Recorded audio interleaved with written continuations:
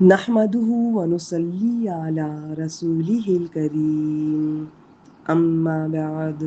فأعوذ بالله من الشيطان الرجيم بسم الله الرحمن الرحيم آج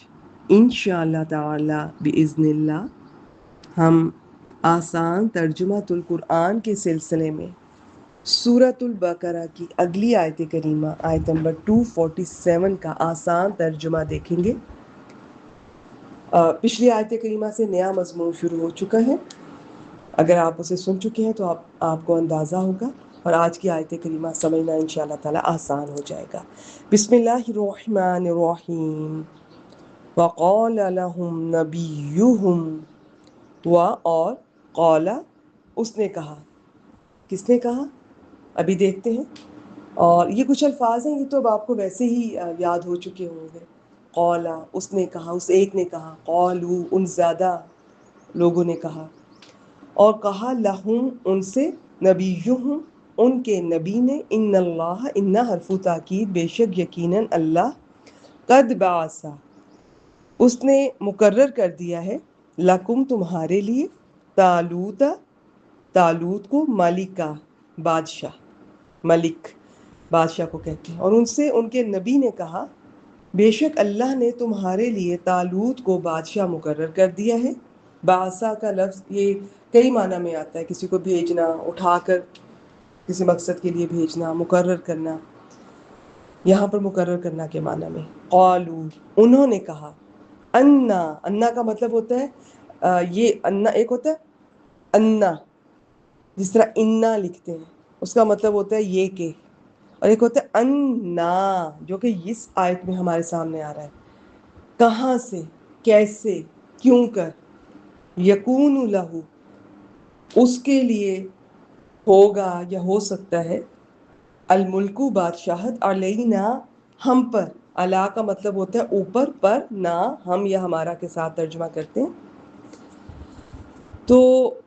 انہوں نے کہا اس کی حکومت ہم پر کیسے ہو سکتی ہے، وَنَحْنُ اور ہم، یا حالانکہ ہم، واو کا ترجمہ، واو کئی طرح کی ہوتی ہے، اس کے مطابق ترجمہ کیا جاتا ہے، چلیں، اور ہم احقو، اچھا یہ نحنو دیکھیں، یہ الگ سے آئے تو نحنو، جڑ کر آئے تو نا ضمیر، نون الف نا ضمیر، اور ضمیر تو اب آپ کو تھوڑا تھوڑا تو یاد ہو گیا ہوگا اگر آپ میری ریکارڈنگز ریگولرلی سن رہے ہیں، وہ لفظ جو کسی کے نام کی جگہ استعمال ہوتا ہے، 3 طرح کے ہوتے ہیں،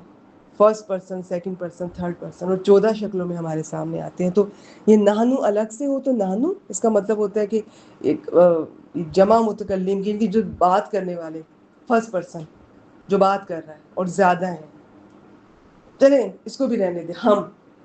ٹھیک ہے، اور جب جڑ کے آئے گا کسی اسم فعل حرف کسی لفظ کے ساتھ تو نون الف نا ضمیر، اس کا پھر ہو جاتا ہے ہم یا ہمارا۔ وَنَحْنُ اور ہم، احقُ زیادہ حقدار ہیں، بالملکی بادشاہت کے، منہ اس سے یعنی طالوت سے، وَلَمْ يُؤْتَ اور وہ نہیں دیا گیا، سعتاً وسعت، من المال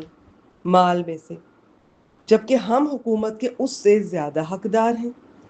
اور اسے مال کی کوئی وسعت بھی نہیں دی گئی۔ آپ ان کا کرائٹیریا دیکھیں بادشاہت کا، آج بھی دنیا میں اسی طرح ہوتا ہے۔